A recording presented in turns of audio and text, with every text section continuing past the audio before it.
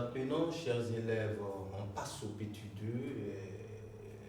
Nous allons parler justement de l'organisation de l'amibe. Voilà. L'amibe également est un être, un animal unicellulaire. Voilà, possède une seule cellule, mais qui a une forme un peu différente de la paramécie. Voilà, parce que l'amibe n'a pas de cils. L'amibe ne possède pas de cils. Voilà, son corps est déformable. Voilà, le cytoplasme et la membrane sont déformables. Et à l'intérieur, nous avions des vacuoles digestives, qui permettent justement à l'amibe de digérer, voilà, les débris microscopiques qu'elle ingère. Et il y a aussi la présence de noyaux. Voilà. Donc c'est un être vivant assez simple dans son organisation, qui possède une membrane, un cytoplasme, un noyau et la présence aussi de vacuoles digestives. Voilà. Donc, comme chez la paramécie, je vais vous proposer une petite trace écrite et ensuite je vais réaliser, voilà, le schéma de l'amibe pour que vous puissiez justement identifier les différentes parties. Alors ici, on peut résumer en disant que l'amibe est un animal unicellulaire, possède une seule cellule. Son corps est délimité par une membrane très souple, voilà, déformable et dépourvue de cils. Il y a absence justement de cils vibratiles. La membrane renferme un cytoplasme contenant un noyau et des vacuoles digestives. Voilà, donc je vais réaliser le schéma pour vous.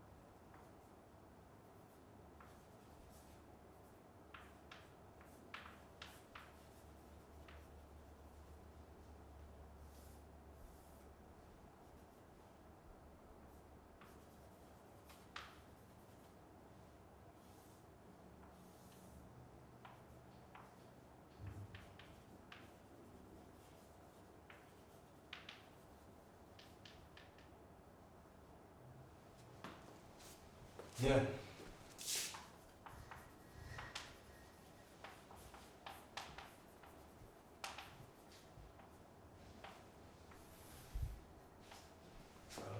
Chers apprenants, donc vous aviez devant vous le schéma de l'amibe.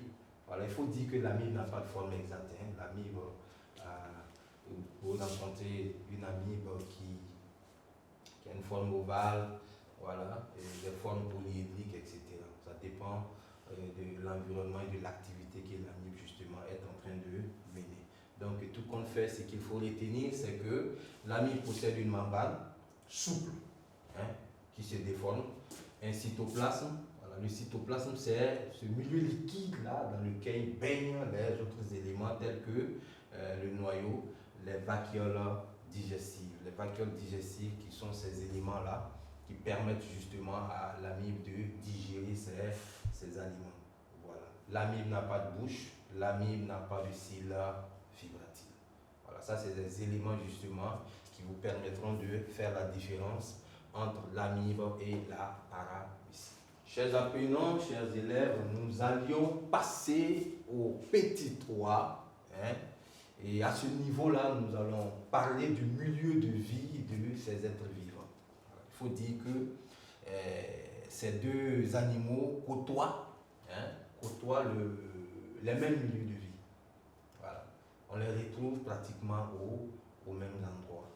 Voilà. Donc ici, nous allions parler des différents milieux de vie de la paramécie et de l'amibe. Donc je disais tantôt que ces deux animaux-là, on peut les rencontrer dans les mêmes milieux de vie.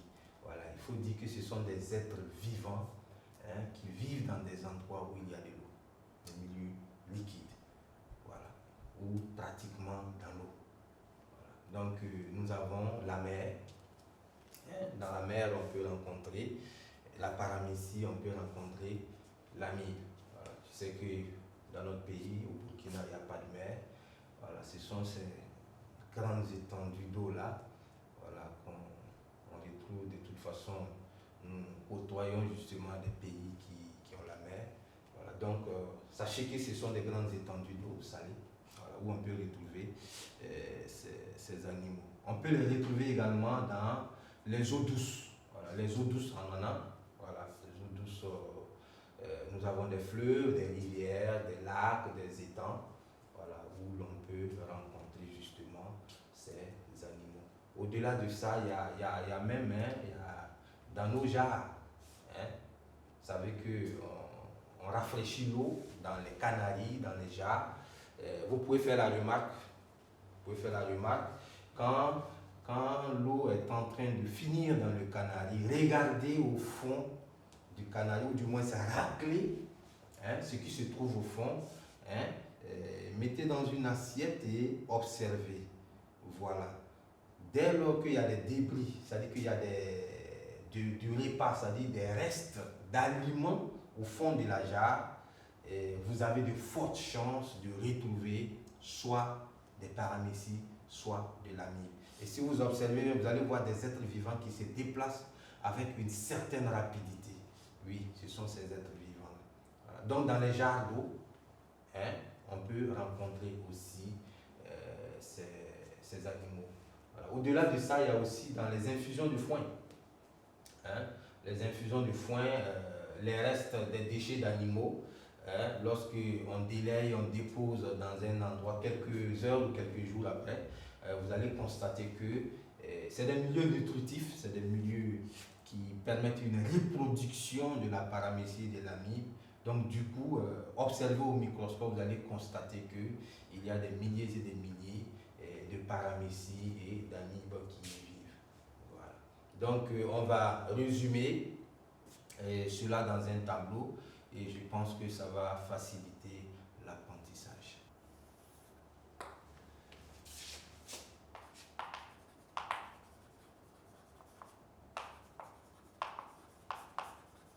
Animaux unicellulaires, voilà, et milieu de vie.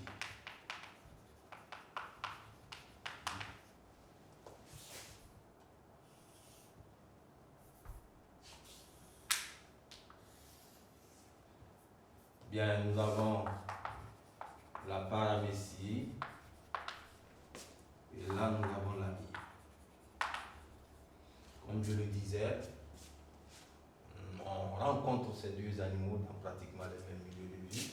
Donc on a la mer, et on a les eaux douces.